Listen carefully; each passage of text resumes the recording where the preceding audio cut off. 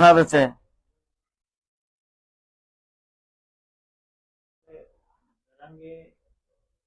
सरसकटची भूमिका राहून सल्लागारांचे त्यांनी न ऐकता तिनंही तडजोड करून त्यांनीच झाले का मला ना मी ते असे की हे राजकारणामधला हा जो शब्द आहे मॅनेज होणं, हा सगळ्यात चुकीचा शब्द आहे असं मी त्या ठिकाणी मानतोय. कारण की प्रत्येक जणांना आपली स्वतःची मतं असतात, तो त्या मताप्रमाणे वागतो. तेव्हा मताप्रमाणे वागला आणि माझ्या मताशी वेगळा आहे असं जर त्या ठिकाणी आलं तर आपण त्याला स्टॅम्प लावून मोकळा होतो की हा मॅनेज झाला. ही राजकारणातली विचार करण्याची पद्धत पहिल्यांदा चुकीची असं मी त्या ठिकाणी मानतो. आज जरांगेंना विरोध म्हणजे त्यांच्या भूमिकेवर प्रश्न उपस्थित करतात, पण कधी काही तुम्ही पण अंतर्वालीला गेले होते. मी त्यावेळेसही त्यांना सांगितलं होतं की तुम्ही वेगळं ताट मागा आणि ते कसं मागायचं, कशा रीतीने सिद्ध करायचं, काय करायचं, तुम्हाला आम्ही सगळं त्याच्यामध्ये हे करतो.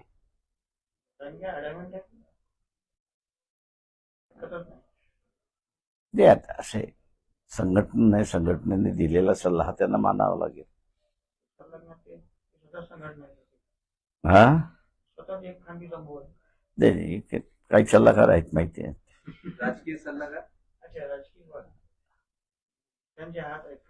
ते मला माहित नाही. पण राजकीय सल्लागार. थँक्यू. चला, शेवटचा प्रश्न. थँक्यू. त्यांनी 17 तारखेचं अल्टिमेटम दिलंय, जे सर्व काही सरकारने सांगितलंय, ज्यांची नोंदी नाहीये त्यांनाही प्रमाणपत्र देण्यात यावं किंवा तालुक्यात देखील तरी द्यावं, अन्यथा पुन्हा आंदोलनाची भूमिका स्पष्ट करणार. शासनाने ते बघून घेतील. पण 8 दिवसात भूमिका बदल. दूध आणि भाजीपाला मुंबईला बंद करून मुंबईचं दूध आणि भाजीपाला मुंबईचा डेली नीड्स ते बंद करू. 8 दिवसात चांगलं आहे. त्यांच्या मालकीची मुंबई कोणाचीच नाही, मुंबई स्वतःचीच आहे.